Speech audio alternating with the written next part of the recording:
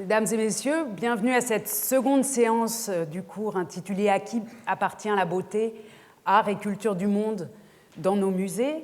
Seconde séance qui sera consacrée aujourd'hui, comme je l'annonçais déjà la dernière fois, à la reine Néfertiti, dont nous connaissons tous le visage et qui est conservée à Berlin.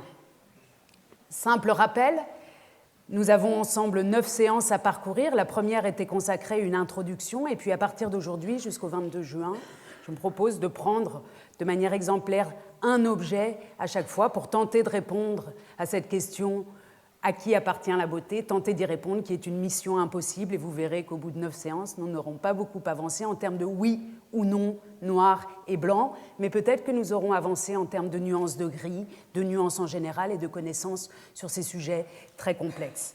Un tout petit rappel pour ceux qui peut-être n'étaient pas là la dernière fois. Dans l'introduction, j'ai tenté de manière un peu abstraite, mais en prenant un matériel vivant, notamment des films de fiction, de poser cette question « À qui appartient la beauté dans nos musées ?» Et pour dire les choses trop rapidement ici, en termes de rappel, on a 2 grandes positions. Une position qui serait celle formulée sur cette photographie qui a été tweetée par un étudiant à la fois suédois et irakien, donc un jeune homme de parents irakiens né à Stockholm, qui a tweeté cette image, cette photo, ce selfie pris au musée de Berlin devant la porte d'Ishtar en 2013 et qui revendique avec cette affiche et cette position agenouillée devant la porte d'Ishtar, l'une des 8 portes de la cité intérieure de Babylone, qui revendique l'appartenance de cette œuvre d'art, de ce monument à l'Irak, donc une appartenance présentée ici comme une appartenance nationale, ceci appartient à l'Irak, ou une appartenance territoriale d'un côté, c'est une des positions dans le débat en fait pratiquement depuis l'époque moderne, et l'autre position, qui est celle des musées, c'est l'attitude qui consiste à dire tout cela vous appartient, comme vous le voyez sur cette installation de 2014 dans le cadre d'une exposition au Victoria and Albert Museum à Londres, une exposition intitulée All of this belongs to you, tout cela vous appartient, et une installation au néon avait été montée à ce moment-là devant une des œuvres majeures de l'art métallique du XIXe siècle qui représente le jubé d'une cathédrale en arrière-plan.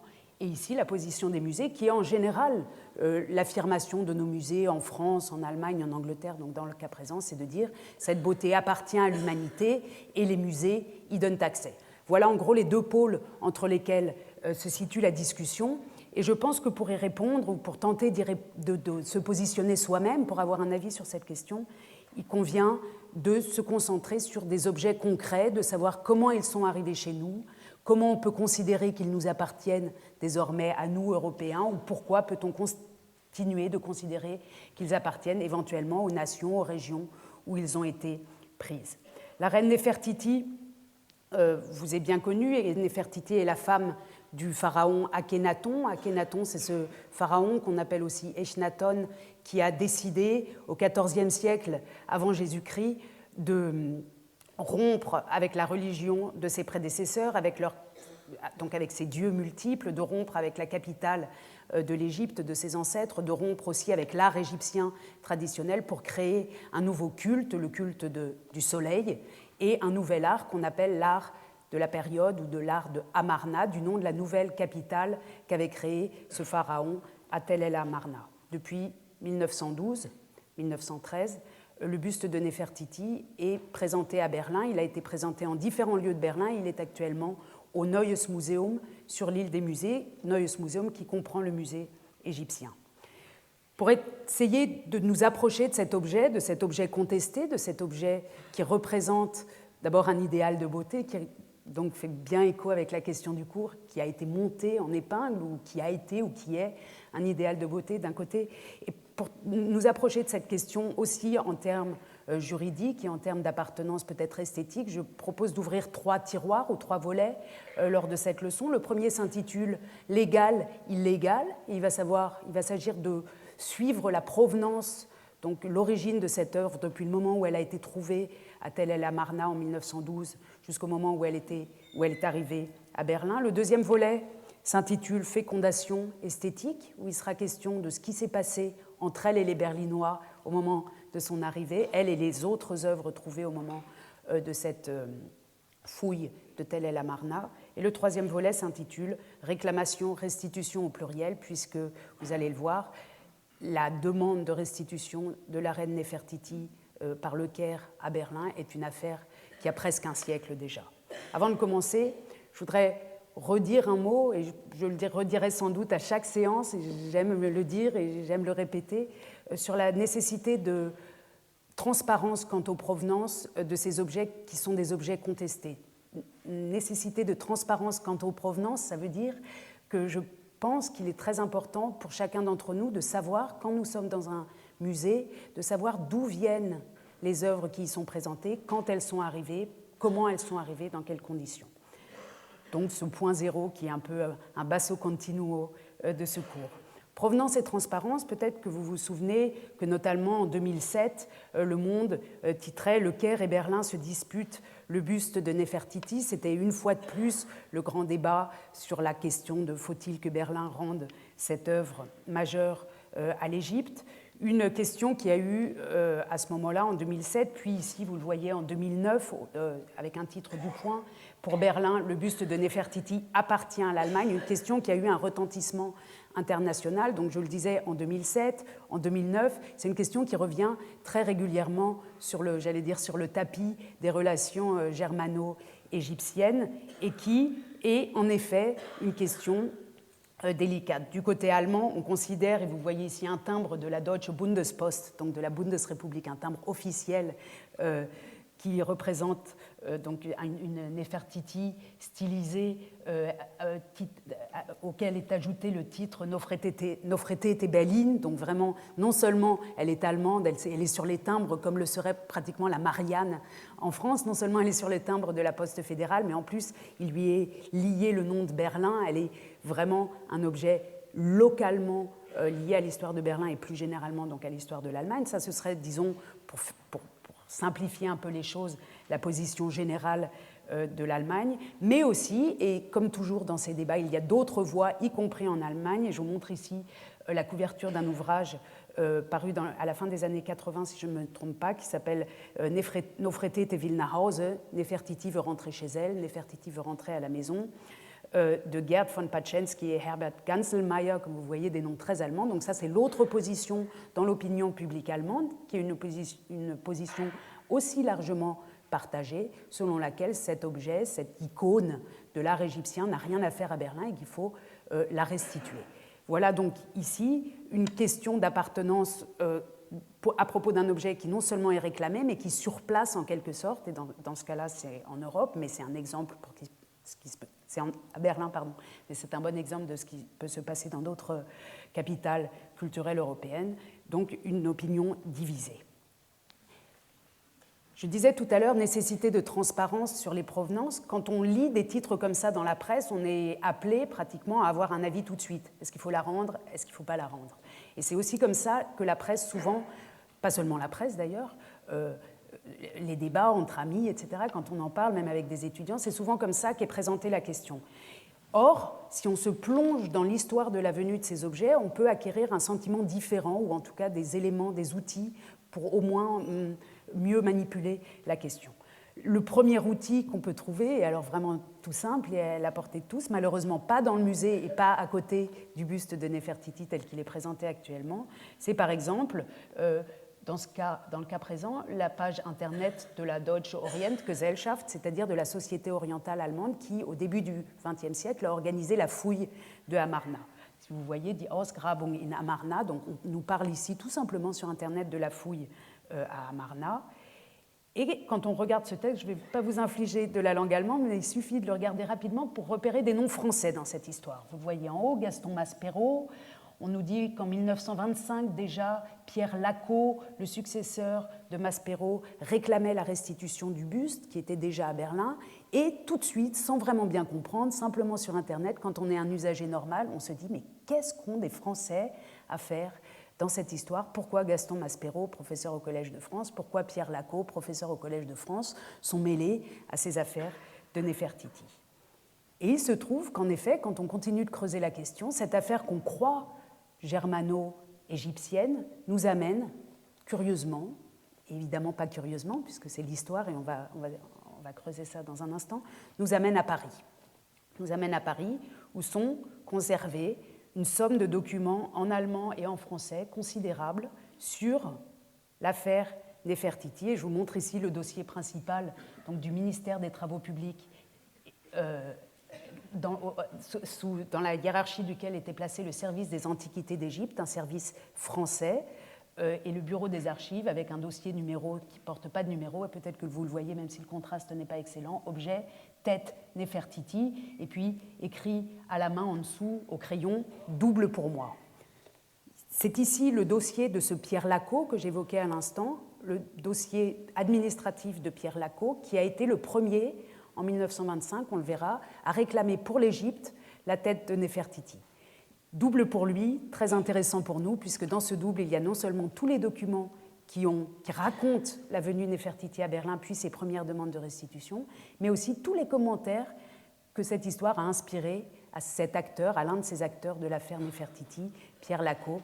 Donc un document très précieux, dont l'opinion publique a très peu connaissance, ou presque pas. Il est dans des archives et il faudrait que les musées aient le désir de mettre des documents d'archives autour de leurs œuvres d'art pour que ces choses fassent lien. Voilà. Qu'apprend-on quand on se plonge dans ce dossier tête Nefertiti, double pour moi, du service des Antiquités d'Égypte? D'abord, on apprend des choses, des éléments concrets sur la légalité ou l'illégalité de la présence de Nefertiti à Berlin. Comme vous le savez, beaucoup de légendes entourent cette présence. On a dit que l'archéologue qui l'avait trouvée l'avait maquillée avec de la bouillasse pour lui faire passer la douane en quelque sorte, et que donc personne n'y avait rien vu et qu'il l'avait ensuite démaquillée à Berlin et que c'est comme ça qu'elle était arrivée à Berlin. D'autres ont dit qu'il y avait eu des falsifications de photographies, etc. La question, moins on en sait, moins on a regardé dans les archives, plus des légendes se forment. Alors la bonne nouvelle, c'est que quand on ouvre ces documents d'archives, on comprend exactement comment les choses se sont passées, et vous verrez qu'à la fin de ce petit chapitre, on aura au moins une réponse à la question légal, illégal, point d'interrogation. Si vous voulez bien, nous nous transportons maintenant à Tel El Amarna, en Moyenne-Égypte, en décembre 1912.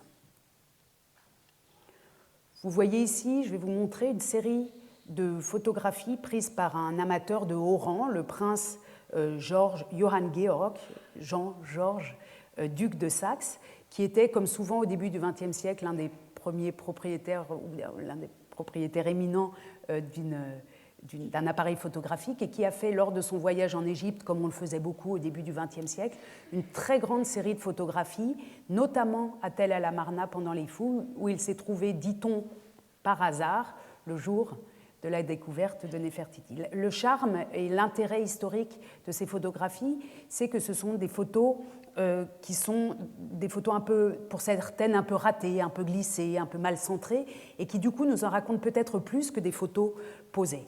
Sur celle-ci, vous voyez dans des fondations d'une maison des personnes manifestement égyptiennes, des hommes qui sont en train d'attendre ou de travailler dans le trou. Ce trou, c'est l'une des parcelles qui a été fouillée depuis, à l'époque on est en décembre 1912, mais qui a été fouillée déjà depuis quelques saisons par l'archéologue berlinois Ludwig Borchardt.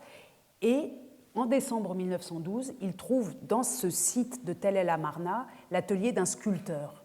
Et un atelier de sculpteur, ça a l'énorme avantage pour un archéologue ou pour quelqu'un qui s'intéresse à l'art d'une période de ne pas permettre la découverte de documents écrits, mais d'objets d'art. Pour ce qui est de l'époque de Tel El Amarna, jusqu'à l'époque, on avait des documents écrits sur cette période, on savait qui était Akhenaton, mais on ne savait pas encore du tout à quoi ressemblait l'art de Tel El Amarna. Et là, en 1912, décembre 1912, Ludwig Borchardt trouve un atelier d'artiste, en quelque sorte, atelier d'artiste dans lequel il retrouve des bustes, des outils, des modèles, et aussi, vous allez le voir, la reine Nefertiti. Donc on voit ici un peu la situation dans le désert égyptien et la manière dont se fait la fouille. Alors ici, on voit des enfants et des adolescents qui sont tous alignés et qui portent devant eux des paniers. Ils sont en train, un instructeur ici probablement leur explique ce qu'il y a à faire. Il tient un fouet dans la main ou quelque chose qui ressemble à un fouet, celui-ci aussi. Et ces enfants avec leurs paniers sont ceux qui transportent le sable déterré par ceux qui fouillent, qui ne sont pas non plus les archéologues européens. Vous allez voir que la position des archéologues européens est rarement dans le trou à genoux, mais plutôt debout dehors. Donc on voit ici à leur costume européen 2 visiteurs qui faisaient partie du groupe du prince Georges de Saxe. Ici, dans la fouille même, des ouvriers, d'autres qui regardent. Ici, un adolescent ou un enfant qui enlève le sable. On retrouve encore cette bipartition entre en haut et en bas, en quelque sorte, sur beaucoup d'autres photos. Ici, donc, avec cette belle société de dames et d'hommes bien habillés, bien vêtus, en robe, dotés de chaises. Sur d'autres photos, on voit quelques chaises longues, ils ont des carnets, voilà. Et puis le trou, et on comprend que dans le trou se trouvent non seulement les trésors, mais aussi les ouvriers qui sont en train de les dégager. Vous voyez ici Ludwig Borchardt, l'archéologue en chef, en quelque sorte, de cette mission, dans cette pose, évidemment, qui est de regarder ce qui se passe dans le trou, est-ce qu'on trouve quelque chose, et puis toujours derrière, ici, un enfant avec un panier, et puis un autre adolescent ici qui porte le sable plus loin. Quand un objet est trouvé, les photos qui... J'ai oublié de vous demander d'éteindre vos portables. On va juste attendre un instant. Et puis, si par hasard quelqu'un avait oublié d'éteindre le sien, j'ai pensé à éteindre le mien. Je serais très reconnaissante de le faire, d'en profiter. Merci. Quand un objet est trouvé, à ce moment-là, ce sont en effet les archéologues européens qui le sortent et qui le présentent à la caméra. Donc vous revoyez l'archéologue Ludwig Borchardt ici avec une des têtes trouvées dans cet atelier d'artiste, une tête typique de l'art d'Amarna avec ses très grands arrière-crânes et qui ressemble absolument pas à l'art égyptien tel qu'on imaginait encore qu'il était en 1912. C'est quelque chose de totalement étonnant pour le regard, pour l'histoire, pour les habitudes de regard d'Européens de trouver cela. Toujours derrière, les enfants avec leurs paniers qui attendent les instructions. Autre objet, tenu également par un Européen barbu, tandis que derrière, les enfants attendent. Arrive à un moment le buste de Akhenaton, que j'avais présenté ici sous forme de moulage et qui est dans mon bureau là-haut lors de la leçon inaugurale. Donc le buste d'Akhenaton, la tête d'Akhenaton, le mari de Néfertiti. Et puis enfin est trouvée cette tête dont on ignore encore qu'il s'agit de Néfertiti, mais qui dans les papiers officiels de la fouille est intitulée « Tête d'une reine de toutes les couleurs », très colorée. Voilà pour la situation de la fouille en décembre 1912. Cette fouille a été financée par un très riche industriel du textile berlinois qui s'appelle James Simon, c'est lui, qui finance un très grand nombre de fouilles à cette époque-là au nom ou pour la Deutsche Orientgesellschaft que j'ai évoquée tout à l'heure. James Simon est un mécène juif qui fait partie de ces grands mécènes juifs de la fin du 19e, début du 20e siècle qui, en France, en Grande-Bretagne, en Allemagne, ont non seulement financé des grandes campagnes de fouilles ou acquis pour leur propre collection des œuvres d'une importance considérable de l'art italien, par exemple, dans le cas de James Simon, des Botticelli, etc., pour les donner ensuite, dans un acte de patriotisme, dans leurs différentes capitales, pour les donner ensuite à leur musée. Si vous venez à Berlin, vous verrez que dans tous les musées, à l'entrée, on rend hommage à James Simon, qui est le plus grand donateur des musées de Berlin. C'est lui qui a financé la fouille de Néfertiti et de toute cette art d'Amarna. De l'autre côté, je vous présente ici un jeune archéologue français qui s'appelle Gustave Lefebvre, qui a alors 30 ans en 1912 et qui est sur place au Caire, chargé de procéder à Tel el-Amarna au partage de cette fouille, puisque en 1912, à cette époque-là, venait d'être instaurée la règle d'un partage des fouilles à moitié égale. C'est ce qu'on appelait le partage des fouilles à moitié égale, c'est-à-dire que quand on trouvait un certain nombre d'objets, il fallait en faire 2 lots, et puis les objets les plus éminents, il fallait que dans chaque lot, il y ait un objet éminent. Et ce n'est pas alors le chef du service des antiquités d'Égypte qui était le Français Gaston Maspero. Ce n'est pas lui qui se déplace à Tell-el-Amarna, mais il envoie, en décembre, janvier 1913, il envoie ce jeune assistant, en quelque sorte, faire le partage des fouilles en toute confiance de la qualité du travail qu'il accomplira. Le résultat est noté dans ce petit extrait de document dont on verra la suite un peu plus tard dans le cours. Vous voyez écrit à gauche, donc ça c'est l'un des documents qu'on trouve dans le dossier Tête de Néfertiti que je vous ai montré au début. On voit écrit ici à gauche, pour le musée du Caire, un stèle peinte représentant Aménophis IV et la reine jouant avec les princesses, monument intact, hauteur 43 cm. Donc ça c'est ce qui va rester au Caire, ce que le service des antiquités d'Égypte, qui est un service géré par des Français à l'époque, cela va rester au Caire, c'est ce qu'ils gardent. Et de l'autre côté, pour le DOG, Deutsche Orientgesellschaft, c'est-à-dire pour James Simon en quelque sorte, un buste en plâtre peint d'une princesse de la famille royale, ça c'est Néfertiti. Donc on est en présence d'un partage de fouilles tout à fait équitable, en tout cas aux yeux du service des antiquités d'Égypte, du service français qui procède à ce partage. Comme vous le savez, à cette époque-là, en 1912, 1913, 1914, jusqu'en 1922, l'Égypte n'est pas un État autonome. On peut dire, pour simplifier, que tout ce qui est au-dessus du sol en Égypte appartient à la Grande-Bretagne, appartient à l'Angleterre, ce qui est au-dessus du sol, et ce qui est en dessous appartient à la France. La France a depuis, considère et a obtenu et maintient depuis le XIXe siècle, depuis l'expédition de Napoléon en Égypte, l'idée que c'est à elle de gérer les antiquités égyptiennes, et elle parvient au fil du XIXe siècle à s'établir comme l'instance, comme l'administration qui donne aussi les autorisations d'exportation d'œuvres d'art. Et il y a une grande rivalité entre les Anglais au-dessus du sol et les Français en dessous du sol, puisque, comme vous le savez, les Anglais, à ce moment-là, font des routes, fabriquent des barrages, inventent des systèmes d'irrigation, avec un danger, du point de vue des archéologues, un danger pour ce qui se passe sous le sol. C'est-à-dire que quand on irrigue, tout ce qui est en dessous et qui était bien au sec sous le sable peut éventuellement être mouillé.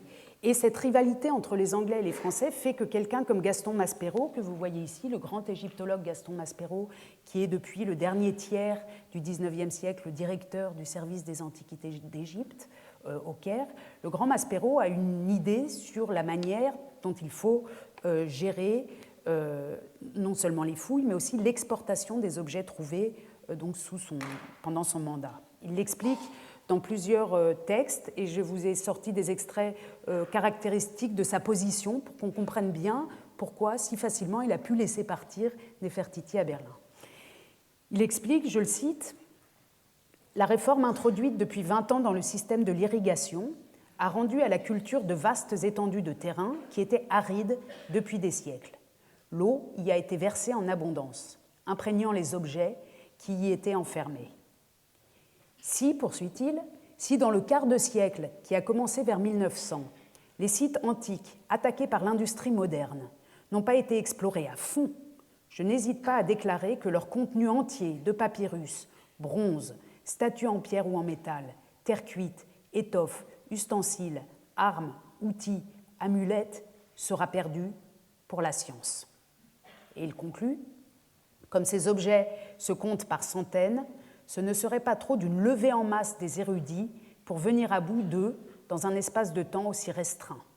Nous avons donc sollicité la recherche et je suis heureux de constater que notre intention a été comprise. » Pour résumer ce que dit Maspero ici, c'est les progrès de l'industrie en Égypte mettent en danger le patrimoine archéologique qui n'a pas encore été découvert. Si nous voulons sauver ce patrimoine archéologique pour la science, dit-il, il faut faire vite. On a, dit-il, lui, un quart de siècle.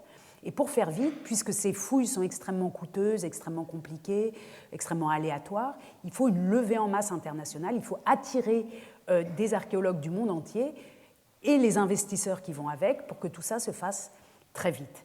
Et sa conclusion, que je résume avec mes mots, sa conclusion c'est si nous voulons que des savants du monde entier viennent faire des fouilles, il faut être très généreux avec eux au moment de leur donner l'autorisation de prendre avec eux les objets trouvés.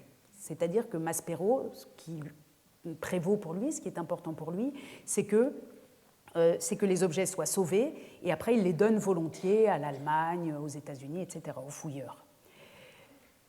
Il ajoute, et ça c'est une question qui est vraiment importante pour nous parce qu'elle montre l'état d'esprit de cette époque, alors que Maspero est quelqu'un qui était très apprécié dans le milieu international et dans le milieu égyptien, il ajoute « Il a été résolu en principe qu'aucune concession ne serait accordée aux non-égyptologues, ce qui est logique dans son optique scientifique, et en général à quiconque ne viendrait pas au nom d'une université, d'une académie ou d'un gouvernement étranger. » Deux points. Les Égyptiens étaient ainsi exclus du coup. Évidemment, à ce moment-là, il n'y a pas d'académie, pas d'université et même pas de gouvernement égyptien en Égypte. Donc, en quelque sorte, son système, qui est un système pour la science, par une sorte de dissymétrie de l'avancée scientifique du pays fouillé, exclut ceux qui sont sur place et qui auraient aussi pu participer au partage des fouilles.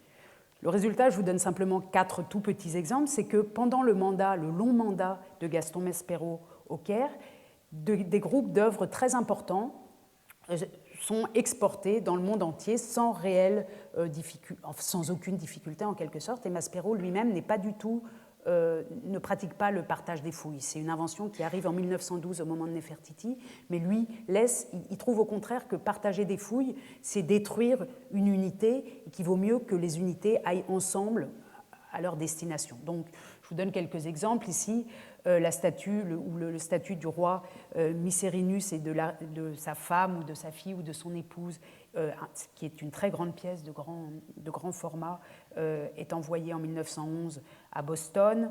La tombe intacte de l'architecte K, qu'on appelle aussi TT8, une tombe trouvée à Thèbes, donc Thèbes, tombe de Thèbes 8, est donnée en entier, intacte telle qu'elle est, sans partage de fouilles, au musée de Turin, vous pouvez la voir encore. Autre exemple, cette grande statue d'1,50 m du vizir Emiounou, découverte en 1912 et accordée aussi au musée de Hildesheim, dont vous pouvez la voir toujours en Allemagne, et Néfertiti, à la même époque, va à Berlin, tout ça sans aucune difficulté légale. Nous avons la réponse à la question, légale ou illégale.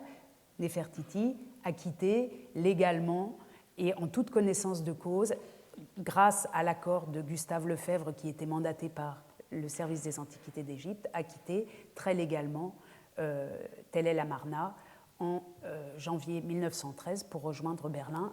Les papiers sont là, on en est absolument certain.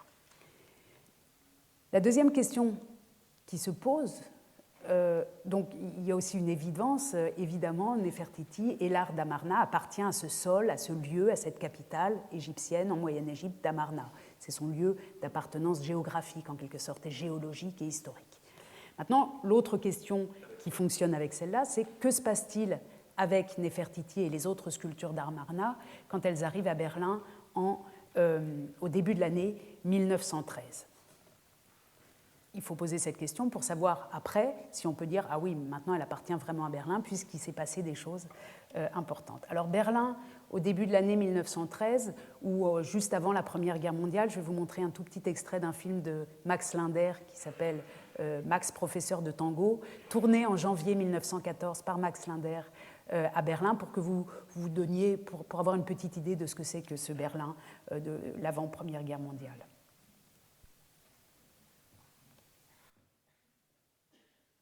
Berlin.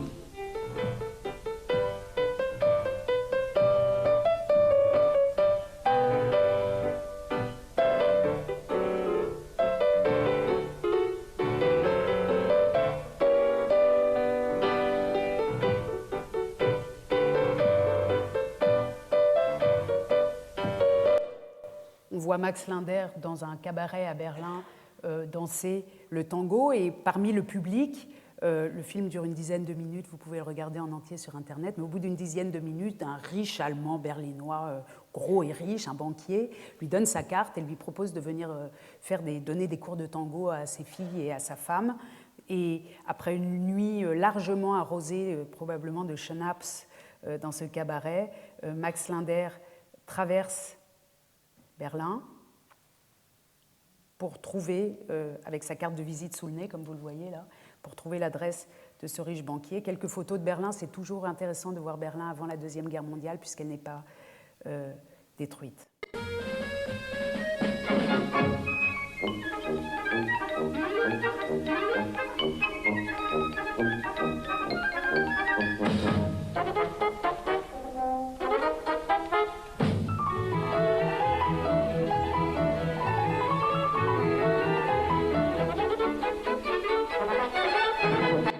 Voilà, je l'arrête sur ce geste d'amitié franco-allemande puisque Max Linder vient de faire donner une accolade à un passant dans la rue qui lui a expliqué le chemin. On se trouve sur la place de Brandebourg, que vous avez reconnu juste devant l'ambassade de France à l'époque, qui est juste là. Et puis il continue de déambuler, il finit par trouver l'adresse du banquier, je crois à la minute à peu près 8, on va voir ce qui se passe un peu avant. Voilà, voilà, il est tout à fait libre.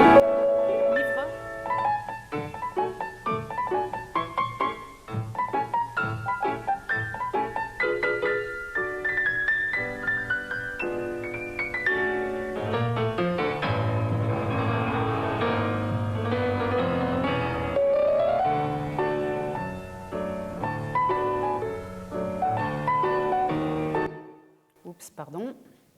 Et la scène finit très mal. Je vous montre quand même la fin. Puisque... Oh, pardon, erreur de manœuvre. Tac. Que faire pour que ça marche? Tac. Ces dames veulent apprendre le tango.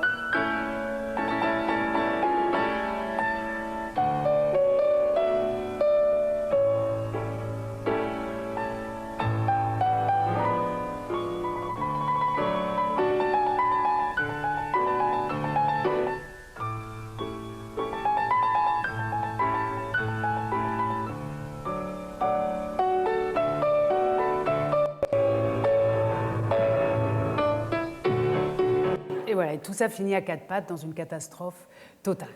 Je voulais simplement vous montrer par ce film d'abord Berlin au début de l'année 1914, quand ces statues d'Amarna arrivent dans cette ville, et puis d'autre part, l'emprise qu'avait par exemple le tango. Il faut imaginer que Berlin, là on est dans un milieu très bourgeois, très riche, mais Berlin en 1913-1914, c'est la capitale non seulement du tango, mais des travestis, des drogues, des avant-gardes, enfin une ville très, très chaude, j'allais presque dire beaucoup plus chaude qu'aujourd'hui d'ailleurs.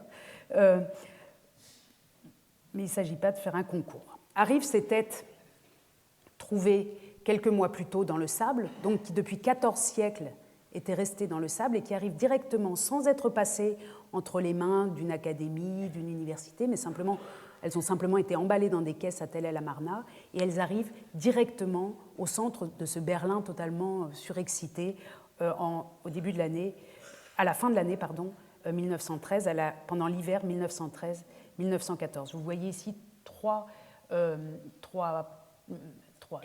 Au milieu, c'est le visage de Toutankhamon, le fils présumé de Néfertiti et d'Aménophis. Et puis, à droite et à gauche, deux masques anonymes trouvés aussi dans l'atelier du sculpteur. Ces têtes elles sont exposées dans le Neues Museum que j'ai évoqué tout à l'heure, où se trouve aujourd'hui encore Néfertiti, mais bien sûr, entre-temps, ce musée a été détruit. Vous le voyez ici tel qu'il était avant la Deuxième Guerre mondiale. Et dans ce musée se trouvait le département égyptien des musées de Berlin. Et c'est ici que vont être exposées donc ces têtes qui sont passées directement du sable à la Spree, à l'île des musées. À ce moment-là, pas loin du tout de l'île des musées, a lieu la grande exposition, le Deutsche Herbstsalon, le premier salon d'automne de la galerie Der Sturm. Donc Der Sturm, c'est l'orage.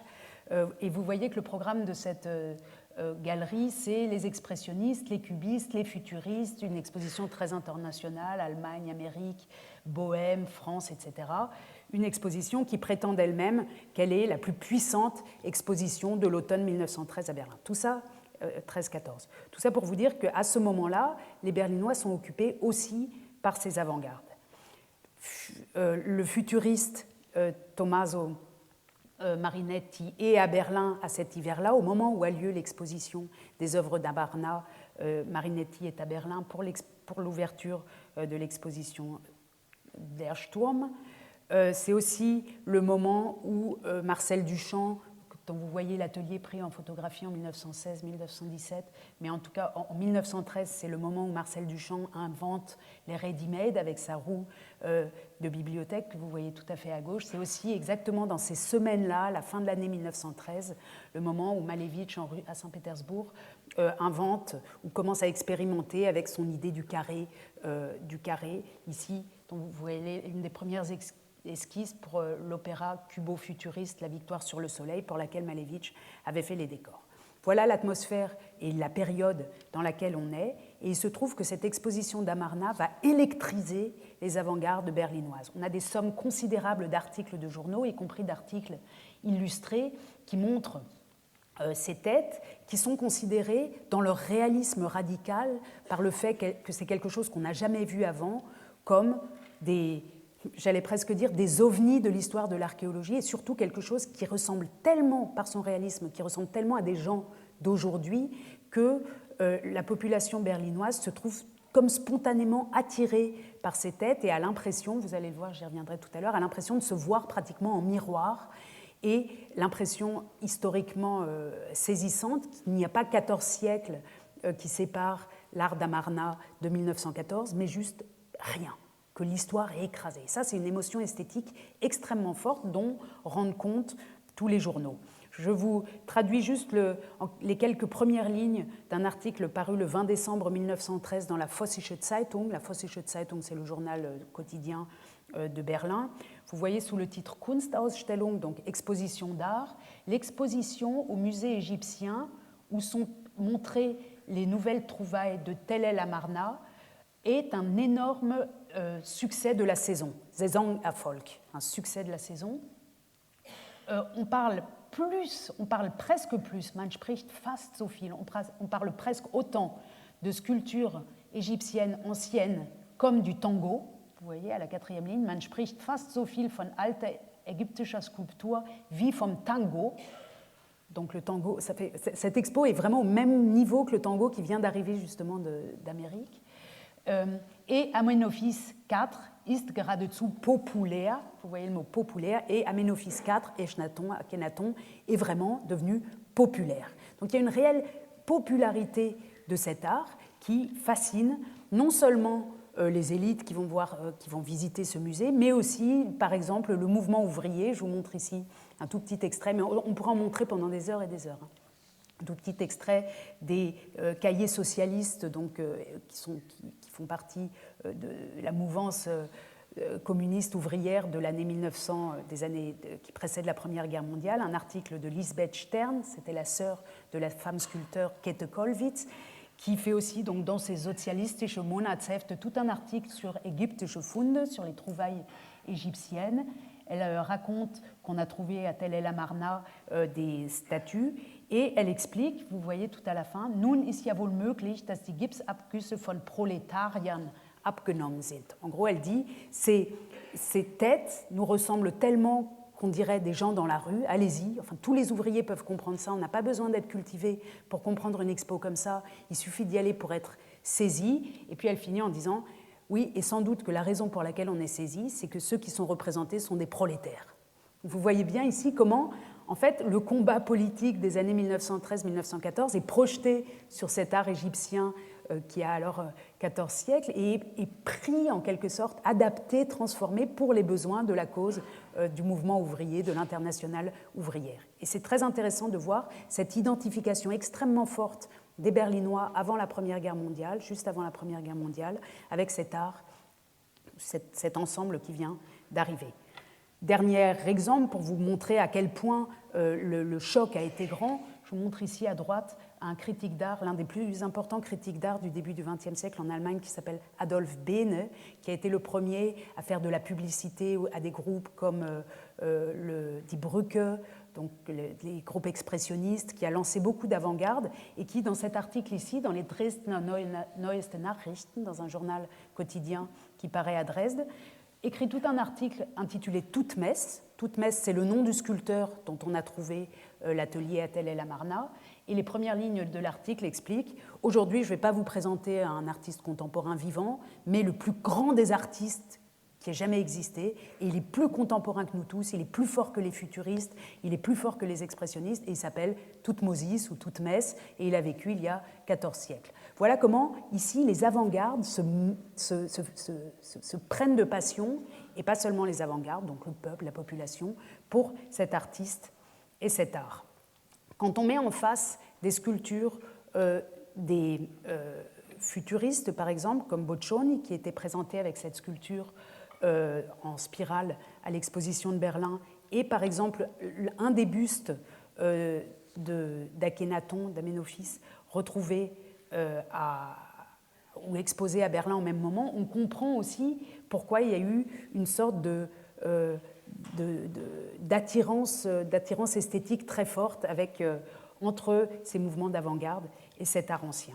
Le plus bel exemple nous vient de Rainer Maria Rilke, que vous voyez ici. Comme vous savez, Rainer Maria Rilke écrivait beaucoup, il écrivait plusieurs lettres par jour, il avait beaucoup d'amis dans l'aristocratie européenne, et donc il écrit à toutes ses copines. À ce moment-là, j'ai vu une exposition incroyable, on est en février 14, il faut absolument que vous alliez la voir. Donc dans toutes ses lettres, il est question de cette exposition. Lui-même compose des poèmes à propos de cette exposition, et puis il écrit à Lou Andreas Salomé, l'une de ses plus grandes amies, comme vous le savez, qu'il faut absolument qu'elle aille voir l'exposition. Et puis elle y va avec des amis, elle finit par lui répondre, oh là là, elle lui écrit sur une petite carte, j'y suis allée avec une amie et on a été fascinés, mais est-ce que tu as remarqué que tu ressembles toi-même à Akhénaton?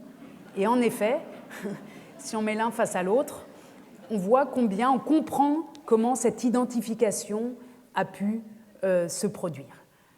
Elle se décline sous d'autres formes encore, sous forme d'opéra, elle se décline dans les romans de Thomas Mann. On s'arrête là, je pense que j'en ai dit assez pour que vous compreniez ce qui s'est passé dans le milieu berlinois en 1914, pour qu'aujourd'hui encore, un siècle après, les Berlinois, qui évidemment n'ont aucun souvenir de tout ça, enfin cette exposition est totalement oubliée, mais quand même, ils ont le sentiment dans leur ADN, en quelque sorte, que Amarna, cet art, est en eux, ou même mieux, qu'ils sont eux-mêmes Amarna. En tout cas, c'est ce qu'a pensé et dit cette génération. Troisième volet, réclamation-restitution. Donc on vient de voir comment les œuvres avaient été extraites de leur contexte d'origine, avec l'aide de qui et comment elles étaient arrivées en Europe, à Berlin. On a vu ensuite ce qui s'était produit au moment de leur arrivée à Berlin. Ce qu'on n'a pas vu et qui est difficile à montrer et qui est difficile à voir et à sentir, c'est ce qui se passe sur place, là où elles ne sont plus, ces œuvres. C'est-à-dire qu'il est extrêmement difficile de reconstituer, par exemple, un sentiment de perte de la part des villageois ou de ceux qui ont travaillé là ou des intellectuels égyptiens. C'est beaucoup plus difficile, mais ça existe très probablement. Il faut travailler beaucoup pour retrouver ces sources-là, qui sont souvent des sources plus difficiles à saisir. Ce qu'on sait en revanche, et on revient donc sur notre histoire ici européenne, c'est ce qui s'est passé quelques années, simplement après la présentation donc, de cette exposition à Berlin. Nous retournons donc pour un instant au Caire. Nous sommes en 1914, pendant que l'exposition a lieu à Berlin. Gaston Maspero, que vous voyez sur un âne ici au premier plan, Gaston Maspero, qui est devenu un vieux monsieur en 1914, décide au début de l'année 14 de rentrer à Paris, de retourner vivre à Paris, et choisit comme successeur cet homme derrière qui est aussi sur un âne, cet homme barbu, qui est Pierre Lacot, dont on a entendu parler tout à l'heure, au début, et qui, à partir de 1938, sera lui aussi professeur au Collège de France. À l'époque, c'est un tout jeune homme.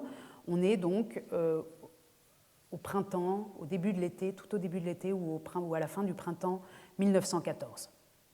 Évidemment, cette date marque une rupture dans l'histoire mondiale avec le déclenchement de la Première Guerre mondiale, l'ordre de mobilisation générale qui touche aussi Pierre Lacot. Comme vous le savez, cela se passe à la fin de l'été, en été. La mobilisation générale et l'été est une période où les égyptologues en général, quand ils vivent au Caire, ou enfin les archéologues en général, sont pour la saison chaude en général dans leur capitale, donc ils passent ses vacances en France. Ce Pierre Lacot, il ne prend pas ses fonctions officiellement en Égypte, au Caire, mais il est appelé à servir. Il est à la fin de la trentaine, au début de la quarantaine, c'est-à-dire qu'il n'est pas en première ligne, il est en deuxième ligne. Il fait partie des unités qui s'occupent par exemple de ramasser les cadavres ou de déblayer de déblayer le terrain après des batailles. Il est nommé à côté de Verdun, dans une unité. Vous voyez une photographie de son unité. Alors j'ignore, je ne pense pas que c'est lui, mais en tout cas on peut l'imaginer. C'est vraiment l'unité dans laquelle il est envoyé. Et il est donc pendant plusieurs mois, pendant 2 ans pratiquement, du côté de Verdun, jusqu'en 1900, je crois au milieu de l'année 1915, il faudrait que je vérifie en détail. Et comme cet homme est un archéologue éminent, un égyptologue éminent, qu'il a été ensuite professeur au Collège de France, comme je l'ai déjà dit, ses papiers, sa correspondance est très bien conservée aujourd'hui à la bibliothèque de l'Institut de France. Si vous voulez aller savoir ce qui lui passait par la tête pendant qu'il était dans les tranchées à Verdun, c'est très facile, il suffit de consulter les dossiers là-bas. Je vous montre quelques extraits de lettres qu'il a reçues lui. Bien sûr, dans la correspondance, en général, on trouve plus facilement les lettres que les personnes ont reçues plutôt que celles qu'elles ont envoyées. Mais celles qu'il a envoyées, on en trouve quelques traces aussi, sont absolument du même ton et de la même tonalité. Une lettre de Legrain est l'un de ses collaborateurs et collègues au Caire, qui est un égyptologue lui aussi, qui lui écrit le 5 octobre 1916, par exemple, « Dépêchez-vous de tomber les boches et revenez-nous ». Voilà le ton qui n'est pas un ton exceptionnel, puisque, comme vous le savez, tous les intellectuels dans toute l'Europe, en Angleterre, en Allemagne, en France, ont aussi fait leur effort de guerre en se mettant aussi dans la propagande et dans le vocabulaire de la propagande de l'époque. Autre exemple, Vladimir Golenishev, un autre éminent égyptologue, écrit à Laco en novembre 18, c'est-à-dire plusieurs années après la guerre, ou pratiquement à la fin de la guerre, pourvu que maintenant, à l'heure prochaine de l'expiation, les Boches soient châtiés comme ils le méritent, ce serait maintenant ou jamais de nous débarrasser de ce poison. Donc ce sont des savants qui parlent de leur expérience de la guerre, qui est une expérience brutale, violente, mais ce sont des savants qui n'oublient pas cette expérience et qui, après la guerre, comme vous allez le voir, portent en fait sur le terrain scientifique la suite du combat. Un autre exemple, qui nous remet c'est pour ça que j'ai changé là un peu de display, de présentation, mais un autre exemple qui nous remet en présence des acteurs dont on a déjà fait connaissance.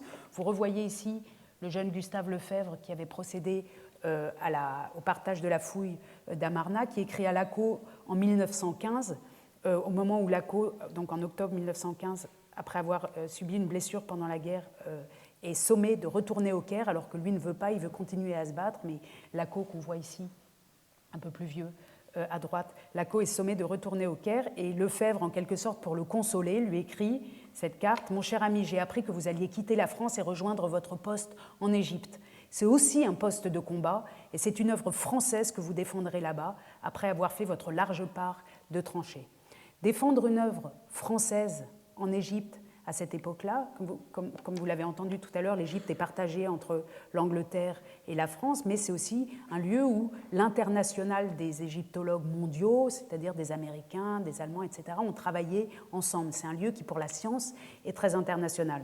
Défendre une œuvre française là-bas, ça veut dire aussi, et c'est comme ça que va le comprendre Laco en retournant au Caire, c'est aussi se battre, continuer à se battre, mais avec des armes scientifiques, contre les Allemands qui, de toute façon, pendant la guerre, avaient dû quitter le Caire.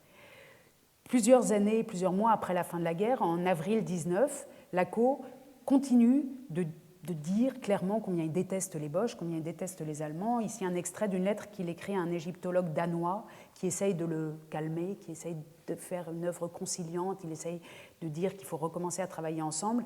Et Laco lui répond, de retravailler avec les Allemands, Laco lui répond « Il m'est absolument impossible de penser à une collaboration quelconque avec un Allemand quelconque. Nous avons le devoir de nous souvenir, devoir pénible mais nécessaire. Il y a quelque chose qui dépasse de beaucoup toute science, c'est la morale. La science d'un assassin n'excuse pas son crime, elle le rend seulement plus odieux. » Vous voyez que donc, même après la guerre, même en ayant quitté les tranchées, même en étant retourné au Caire, la haine des Allemands qui est née qui a atteint un moment d'acmé pendant la Première Guerre mondiale, cette haine continue de nourrir les positionnements scientifiques. Entre-temps, Nefertiti, à Berlin, a continué d'être exposée. Elle est maintenant, la salle du musée a été entièrement transformée pour elle et pour l'art d'Amarna. Vous voyez, tout à l'heure, vous avez vu un musée du 19e siècle, très riche, un peu chargé.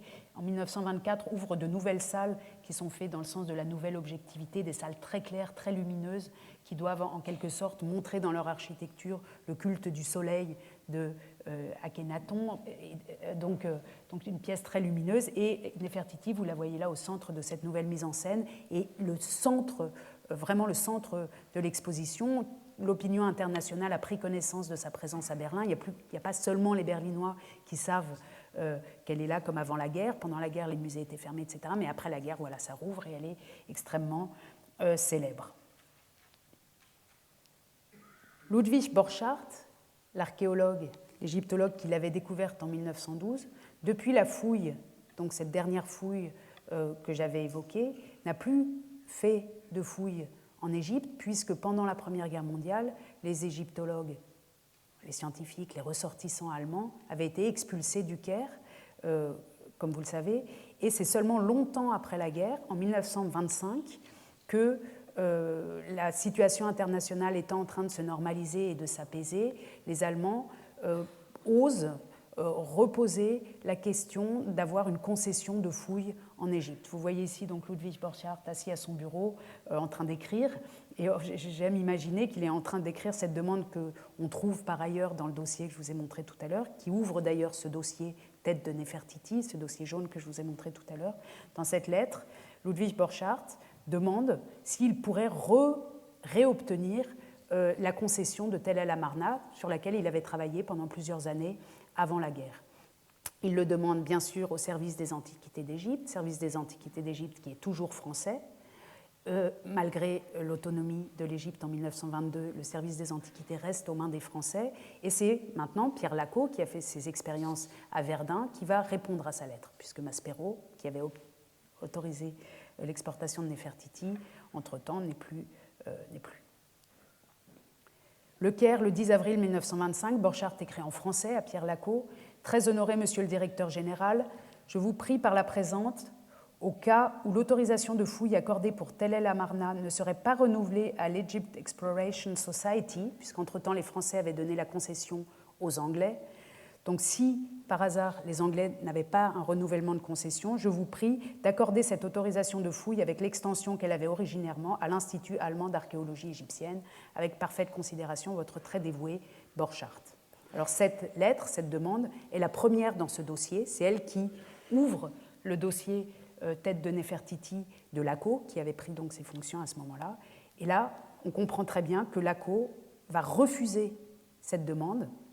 Et pour refuser à l'Allemagne le droit d'avoir une concession, il lui faut un argument. Et cet argument va être Néfertiti. Je vous montre donc la lettre complète que je vous ai montrée tout à l'heure avec le partage des fouilles en haut. En fait, ce document est une réflexion de Lacot sur l'autorisation qui avait été donnée par son prédécesseur. Et Lacot se dit, on a laissé partir Néfertiti, enfin mon prédécesseur a laissé partir Néfertiti, qu'est-ce qu'on peut faire maintenant, en quelque sorte? Et son idée, c'est d'empêcher, en tout cas, les Allemands, d'une manière ou d'une autre, de continuer à avoir des fouilles en Égypte. Donc, je vous lis simplement 3 passages de cette longue lettre extrêmement intéressante. On voit en haut le rappel du partage des fouilles, puis la conclusion qu'en tire Pierre Lacot. Donc, M. Lefebvre, c'est-à-dire l'envoyé de Maspero, donc M. Lefebvre n'a pas reconnu à cette pièce unique son importance réelle. Cela prouve seulement qu'un homme d'une valeur indiscutable et d'une conscience absolue peut malheureusement se tromper. Dans ce papier, en 1925, 10 années après la fouille, un peu plus de 10 ans après la fouille, Lacot dit « Mes prédécesseurs se sont trompés. Ils ont laissé partir Néfertiti, mais ils se sont trompés. Donc, dit-il, l'erreur est nôtre. C'est nous qui avons fait cette erreur. Monsieur Lefebvre nous représentait. Sa signature nous engage pleinement. J'estime que nous sommes légalement désarmés. » Légalement, Néfertiti est parti et c'était juste. On note l'usage de la métaphore des armes, on est désarmé. Donc tout ça, on est toujours dans cette logique de guerre et on le voit d'ailleurs dans la phrase d'après tout de suite. Donc nous sommes légalement désarmés, mais moralement, nous sommes armés, et très sérieusement. En effet, admettrons-nous que le titulaire de la concession avait moralement le droit de profiter contre nous de notre erreur? Certainement non. Donc à partir de maintenant s'engage toute une discussion chez Laco, et alors ce dossier est vraiment intéressant parce qu'on voit les hésitations de Laco lui-même, qui dit, bon, c'est un peu gonflé mon argument, il se le dit à lui-même et dit, on va obliger les Allemands à reconnaître que nous nous sommes trompés, mais qu'ils auraient dû nous prévenir qu'on se trompait, qu'ils n'avaient pas à partir avec ça, et que tant qu'ils n'auront pas restitué Néfertiti, ils n'auront plus le droit de fouille. C'est ce qui s'appelle un chantage. Un chantage extrêmement efficace, puisqu'à partir de ce moment-là, évidemment l'Allemagne, qui a obtenu légalement Néfertiti, n'a aucune envie et aucune raison de la restituer, en tout cas dans un premier temps, et Laco répond systématiquement, tant qu'on n'a pas Néfertiti, vous n'aurez pas le droit de fouille. Ni d'ailleurs le droit de mettre un tuyau dans le jardin de l'Institut allemand d'Égypte, etc. À chaque fois qu'une demande arrive dans ce dossier, la réponse est « rendez-nous d'abord Néfertiti, après on verra ». Alors tout ça dure pendant plusieurs années. Vous voyez ici une grande quantité de notes confidentielles dans ce dossier, notes sur l'affaire de la tête de Néfertiti, etc. Avec, au moment où Ludwig Borchardt, l'archéologue que vous avez vu à l'instant, quitte le Caire, au moment où il est remplacé par un autre à la tête de l'Institut allemand Deutsches Archäologisches Institut archéologique, il est remplacé par un Autrichien, ce qui détend beaucoup Laco, puisque les Autrichiens, c'est pas pareil que les Prussiens. Donc voilà, les choses s'arrangent un peu et on arrive à l'idée d'un échange. L'échange serait que Berlin rendrait Néfertiti au Caire et le Caire, en échange, donnerait cette statue de Ranofir, un prêtre égyptien. Cette idée d'échange est proposée par Laco, donc par la France, qui a toujours les antiquités d'Égypte entre les mains, et est progressivement acceptée par les musées de Berlin, et notamment parce qu'à cette époque-là, donc là on est en 29, on est déjà à la fin des années 20, le ministre de la Culture, enfin des cultes et de la culture, est Karl Heinrich Becker, qui est un très célèbre orientaliste, quelqu'un qui connaît extrêmement bien l'Orient, qui a d'ailleurs fondé une revue en 1914 qui s'appelle Der Islam, l'Islam, et cet homme argumente, en tant que ministre de la Culture, l'islam est notre avenir, il faut qu'on ait de bonnes relations avec le monde arabe, et pour avoir de bonnes relations avec le monde arabe, restituons Néfertiti en quelque sorte. Il pousse et il porte ce projet. Le roi Fouad vient plusieurs fois à Berlin, dans les coulisses on parle beaucoup de cette possible restitution. On en parle beaucoup aussi dans la presse. Vous voyez qu'elle fait l'objet de caricatures. Vous voyez ici donc Néfertiti portée dans les mains d'un âne. Cet âne étant, dans l'esprit de la caricature, le brave Allemand, bien droit, bien grand, qui va bêtement restituer Néfertiti à un petit gros roi Fouad d'Égypte, qui en échange, avec un sourire de marchand de tapis en quelque sorte, lui propose cet affreux Ranofir qui fait un sourire en coin et en se disant « Ah, on est en train de les avoir » en quelque sorte. Donc ça s'intitule l'échange ou bien l'accord d'échange égyptien, et la presse allemande reproche aux autorités allemandes d'être stupides et de rendre quelque chose alors qu'en fait il n'y aurait aucune raison de le rendre. Ça c'est la version amusante, la version caricature. En revanche, il y a une version dans la presse, vous voyez, on est en avril 1930, une version beaucoup plus offensive, beaucoup plus agressive, beaucoup plus plaintive. Dans cet article, par exemple, intitulé « Ce qu'on va nous donner en échange de Néfertiti », point d'exclamation, des photos très mal faites de ce Ranofir, et on comprend bien que d'un côté dans la presse et puis dans l'imaginaire berlinois, depuis des décennies, Néfertiti, c'est l'incarnation de la beauté. En plus, c'est une femme, c'est la Mona Lisa, c'est la Joconde des musées de Berlin, et en échange, on veut leur donner ce type en pagne. Voilà. Donc il y a une montée en puissance de l'opinion négative à l'égard de ce projet.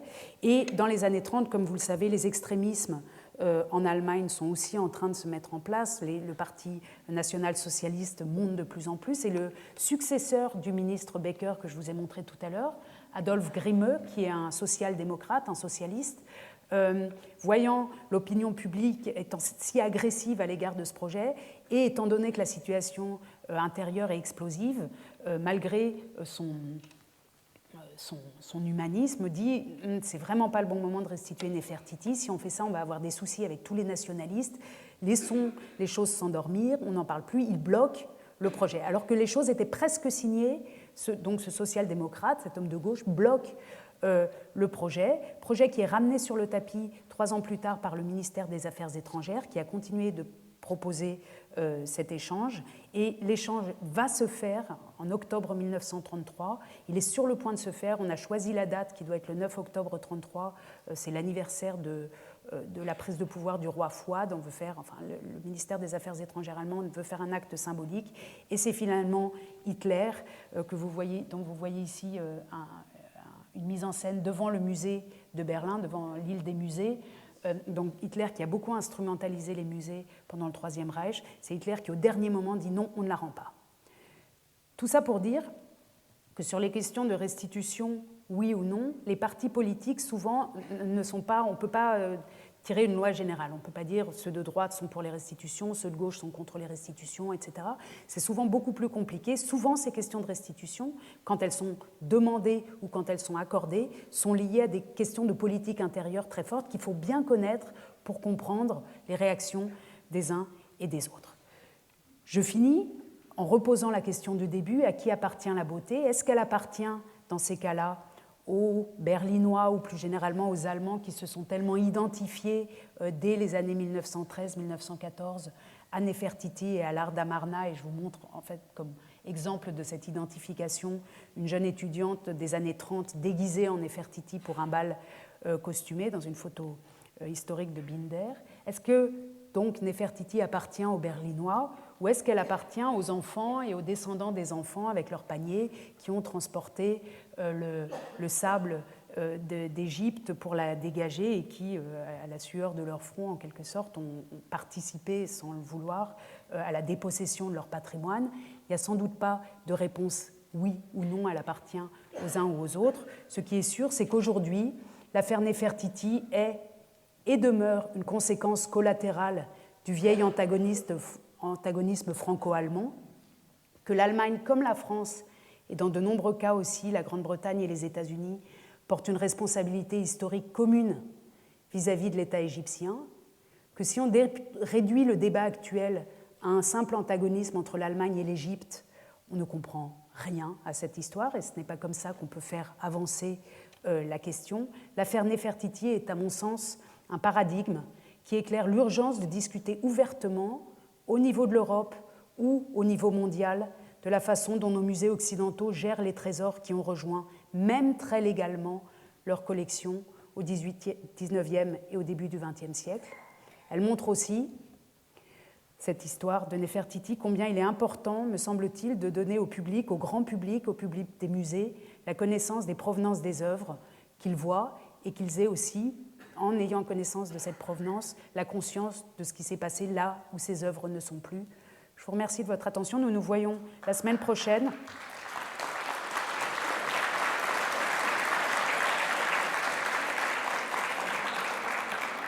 La semaine prochaine, nous concentrerons notre attention sur le cas de l'hôtel de Pergame à Berlin, qui est issu de l'actuelle Turquie. Je vous remercie.